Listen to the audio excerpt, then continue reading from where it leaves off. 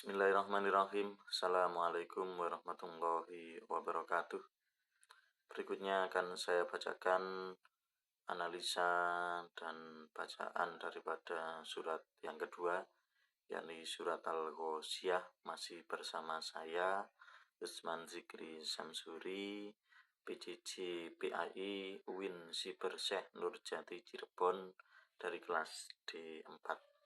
Akan kami bacakan salah satu surat dari Al-Quran, yakni surat Al-Ghoshiyah. Kemudian kami analisa bacaan yang ada di dalam surat tersebut. A'udzu billahi minasyaitonir rajim. Bismillahirrahmanirrahim. Hal ataka haditsul ghasyiyah, wujuhun yawmaidin khashi'ah, amilatun nasibah, tasla naran hamiyatan, tusqa min ainin aniyah, laisa lahum ta'amun illa min dhari'in la yusminu wa la yughni min ju'. Wujuhun yawmaidin na'imatun li sa'yiha radiyah, fi jannatin 'aliyatin la tasma'u fiha lagiyah, fiha 'ainun jariyah, fiha sururum marfu'atu wa akwabum mawdu'atu wa namariku masfufatu wa zarabiyyu mabthutha. Afala yanzuruna ilal ibili kaifa khuliqat, wa ilas samai kaifa rufi'at, wa ilal jibali kaifa nusibat, wa ilal ardi kaifa sutihat. Fadzakkir innama anta mudzakkir, lasta 'alaihim bimusaydirin illa man tawalla wa kafar, fayu'adzibullahu al-'adzabal akbar. Inna ilaina iyabahum, thumma inna 'alaina hisabahum. Rabbi hasibani hisaban yasira. Untuk analisa bacaan yang ada di dalam surat Al-Ghoshiyah, berikut akan kami sampaikan. Yang pertama, yaitu ada pada ayat 2, di mana di situ ada dua bacaan, hukum non mati atau tanwin ketemu dengan salah satu daripada huruf hijaiyah. Yang pertama, wujuhu yaumaidin. Hui yaumaidin ada dumatain bertemu dengan huruf ya, namanya adalah idgham bi gunnah. Kemudian yaumaidin khosyi'ah, itu ada kasrotain bertemu dengan huruf kho, namanya adalah bacaan idhar. Kemudian di ayat 3, amilatun nasibah, di situ ada dumatain bertemu dengan huruf nun, itu bacaan gunnah. Ada lagi di ayat 4, tasla naron hamiyah, ada fathatain bertemu dengan ha, itu namanya adalah bacaan idhar. Kemudian ada lagi pada ayat 5, tusqa min ainin aniyah, ada dua bacaan. Yang pertama nun mati bertemu dengan ain, min ainin, itu bacaan idhar. Yang kedua lagi ada bacaan kasrotain bertemu dengan huruf alif, ainin aniyah, itu idhar dan harus dibaca jelas tanwinnya. Pada ayat ke-6, laisa lahum ta'amun illa min dhari, ada beberapa bacaan. Yang pertama adalah mim mati bertemu dengan huruf to, itu namanya adalah idhar syafawi dan harus dibaca jelas. Hum to amun, itu ikhfa syafawi. Kemudian ada lagi dumatain bertemu dengan alif pada bacaan to'amun illa, itu adalah bacaan idhar ada dumatain bertemu dengan huruf alif. Min dhari, nun mati bertemu dengan huruf dod, itu adalah bacaan ikhfa, dibaca samar.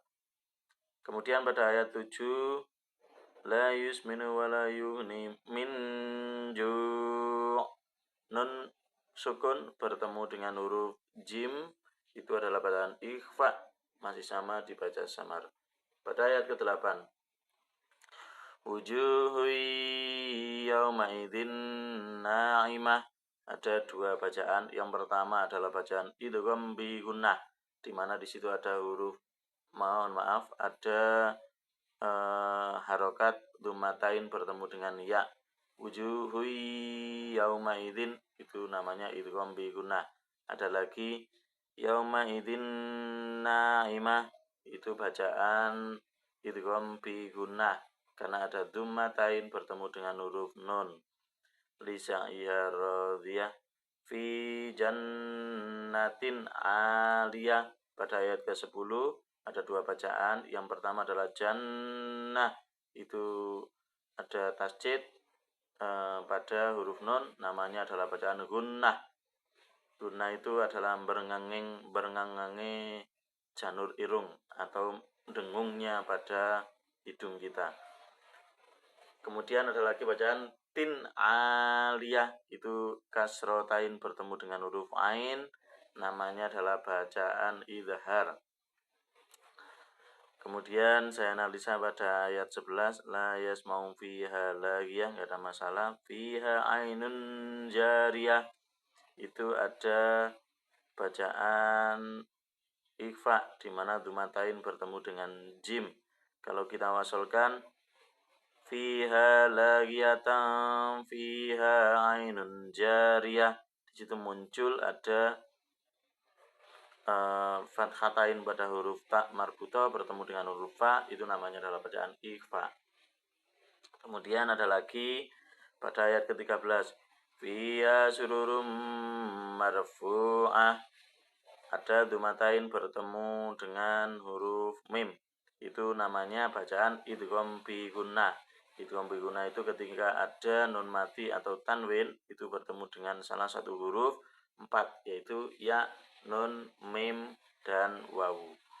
Kemudian pada ayat ke-14, wa'akwabum maumdu'ah, itu ada bacaan idgham bi gunnah, yakni ada dumatain bertemu dengan huruf mim.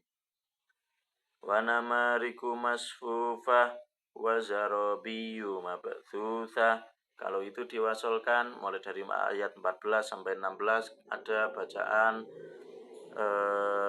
idgham bi gunnah pada wasol ayat 14 ke 15. Maudu'atu wa namariku masfufatu wa zarabiyu mabthusah, yakni dumatain bertemu dengan huruf wawu pada ayat ke-14 ketemu dengan ayat ke-15, dan dumatain bertemu dengan wawu juga pada akhir ayat 15 bertemu dengan awal dari ayat ke-16. Berikutnya ayat ke-17, afala yanzuruna ilal ibili kaifa khuliqat. Di situ ada satu bacaan yaitu ikhfa. Yanzuru itu adalah ikhfa, di mana ada nun sukun bertemu dengan huruf dhad.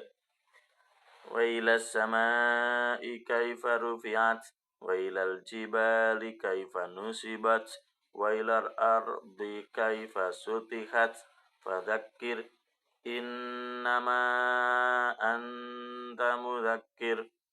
Ada bacaan gunnah di mana ada tasjid pada nun, huruf nun pada lafaz innama. Kemudian ada lagi bacaan anta, itu bacaan ikhfa, nun sukun bertemu dengan huruf ta. Lasta alaihim bimusaitir, itu ada satu bacaan mim sukun bertemu dengan huruf ba, namanya adalah ikhfa syafawi, harus samar bacaannya. Lasta alaihim bimusaitir. Kemudian kalau diwasolkan, bimusaitirin illa man tawalla wa kafar, itu ada kasrotain bertemu dengan huruf alif, namanya adalah huruf idhar. Mohon maaf, bacaan idhar.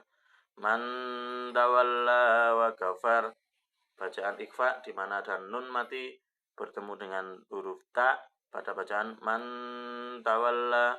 Kemudian berikutnya ayat ke-24. Fa yu'adzibullahul 'adzabal akbar inna ilaina iyabahum.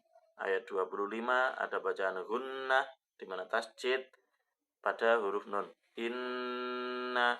Kemudian pada ayat terakhir ayat 26.